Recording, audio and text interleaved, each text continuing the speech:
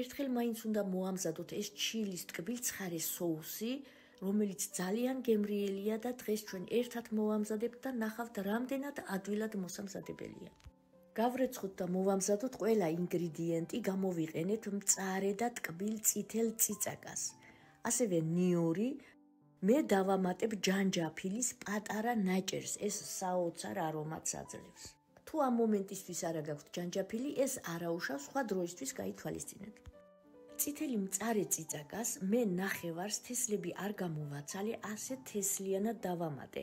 უფრო პატარები და ნაზი თესლები, რომელსაც აქვს, ხოლო მეორე ნახევარი, უფრო დიდი წიწაკები და რომელსაც უხეში თესლები აქვს, ისინი თესლებისგან განვაცალკევენ. თესლები აძლევს სიმწარეს, უფრო მეტს და გარკვეულ არომატსაც. წითელი ტკბილი წიწაკა კი ყველა თესლებისგან გავასუფთავე, წინასწარ ესე დავჭრათ და დავაქუცმაცოთ. წიწაკის გასუფთავებისას, განსაკუთრებით მწარე წიწაკის გასუფთავებისას აუცილებლად ხელთათმანები გაიგეთეთ.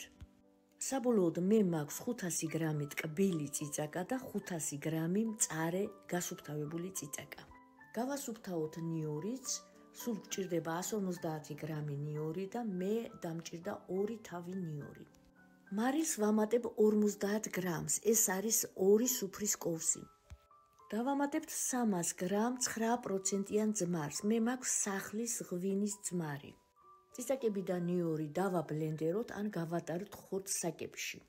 სანამ მე ამას ვამზადებ, თქვენ შეგიძლიათ არხი გამოიწეროთ, ვიდეოც მოიწონოთ და გააზიაროთ კიდევაც. დამიჯერეთ, ეს რეცეპტი აუცილებლად დაგჭირდებათ.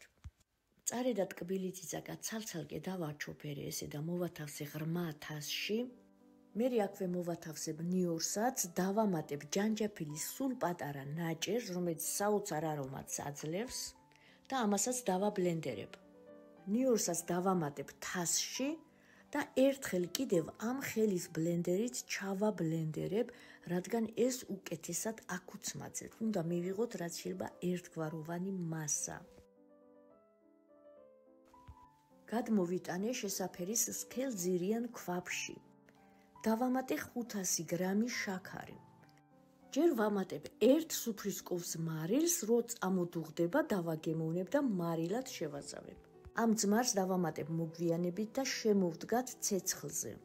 გაცხელებასთან ერთად შაქარი ასე ჩადნება და ადუღების წინ მე ვამატებ 100 მლ წყალს. დაველოდოთ ადუღებას. ზოგადად ჩილის соуს ჯერ წყლით ათხელებენ, მერე სახამებლით ასქელებენ. თუმცა მე ასე ვამჯობინებ, აუცილებლად მოსინჯეთ ეს რეცეპტი და მეორე რეცეპტს სახამებლით სხვა დროს გაგიზიარებთ. როგორც კი ადუღდება, ვხარშოთ 20 წუთი. დავამატოთ 300 მლ ძმარი. ძმარი უნდა იყოს 9%-იანი მაინც, მე სახლის ძმარი დავამატე და დაველოდოთ ისევ ადუღებას. როგორც კი ხელმეორედ ადუღდება, ძმრის დასხმის მერე ვადუღოთ 5-6 წუთი. ამ დროისთვის უკვე მზათა გვაქვს გარეცხილი და გასტერილებული ქილები, ასევე ხუფებიც მდუღარეში ვადუღე 1 წუთით.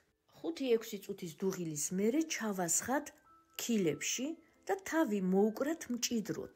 მე ყოველთვის ესე ამოვატრიალებ, რადგან ხუფები ხელმეორე სტერილიზაციას გადიან, დავაფაროთ და დავტოვოთ გაციებამდე. უკვე გაციებულები კი გრილ მარანში შევინახოთ. 1-2 დღის მერე გემოები რომ კარგად გაუჯდება, 1 კილა გავხსნათ და დავაგემოვნოთ. აქ შეგახსენებთ ერთ ძალიან აუცილებელ მომენტს, როცა ჩახუფულს ხსნით, აუცილებლად ცალკე ჭურჭელში გადმოიტანეთ, ჰაერთან კონტაქტი იქონიოს და მერე მიიტანეთ სუფრასთან. ეს არის რაღაც უცხო, სასწაულად გემრიელი соуსი, ძალიან უხდება ხორცეულს, კარტოფილსაც და უბრალოდ პურზე გადასმულიც კი ძალიან გემრიელია. ეს არის აუცილებლად შესანახი და აუცილებლად მოსამზადებელი რეცეპტი. ყველა სადღესასწაულო და ეხლა ახალი წლის სუფრაზე ეს რეცეპტი, ეს ნამზადი სასწაულს მოახდენს. ეს რეცეპტი ხო ძალიან მოგეწონათ და ბონუსად ყაბაყი უნდა დავამწნილო, ეს რამოდენიმე პატარა ყაბაყი მაქვს და 2 კილას ჩავამწნილებ და თქვენც უნდა გაგიზიაროთ.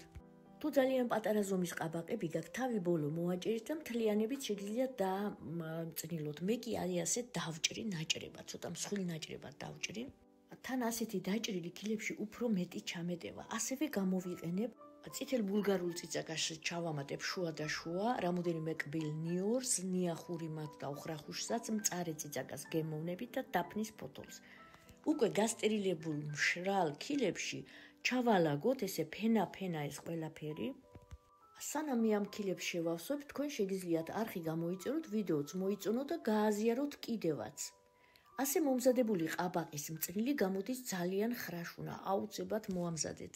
შევავსოთ მჭიდროდ ქილები და ზემოდან დავასხათ მდუღარე წყალი. უცებ არ დაასხათ, ქილა არ გაგვისკდეს, შევავსოთ ბოლომდე მდუღარე წყლით, დავაფაროთ ხუფები, არ მოვუჭიროთ, უბრალოდ დავადოთ ზემოდან ხუფები და დავტოვოთ 20-30 წუთი. 20-30 წუთის გასვლის მერე წყალი გადავასხათ, უკვე მიდუხს ახალი წყალი, რომელმაც 2-3 წუთი აუცილებლად უნდა იდუღოს. 1 ლიტრიან ქილაში ჩავყაროთ 1 სუფრის კოვზი მარილი, აიღეთ მსხვილი მარილი, 1 სუფრის კოვზი შაქარი და დავამატოთ 2 სუფრის კოვზი ძმარი. ძმარი უნდა იყოს მაგარი 9%-იანი და ზევით. ვასხამ ახლა დადუღებულ წყალს, როგორც გითხარით, დასხმამდე წყალმა 2-3 წუთი აუცილებლად უნდა იდუღოს. შევავსოთ ქილები ამ მდუღარე წყლით, დავახუროთ სახურავი და კარგად მოვხუფოთ. ასე ცოტა გადავაგოროთ, დავალაგოთ თავდაყირა, დავაფაროთ თბილად და დავტოვოთ სრულ გაციებამდე. უკვე გაციებულები კი შევინახოთ ზამთრისთვის ცივ მარანში. აი ნახეთ ახლა დამრჩა ეს ყაბაყი დაჭრილი, რომელიც სხვა ქილას ვერ შეავსებდა და აქ გამოგვივიდა მესამე ვიდეო ბონუსად.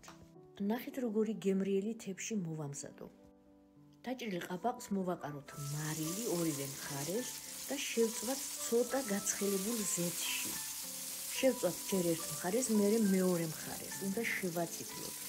ამ დროისთვის დავჭერით ხინძი და უხრახუში, ასევე დავჭვრიტოთ რამოდენიმე კბილი ნიური. შემწვარი ყაბაყის ერთი ფენა გადმოვალაგოთ, მოვაყაროთ ზემოდან დაჭრილი მწვანილები და ნიური, ზემოდან მეორე შემწვარი ფენა ყაბაყისა დავალაგოთ და ამასაც მოვაყაროთ მწვანილები.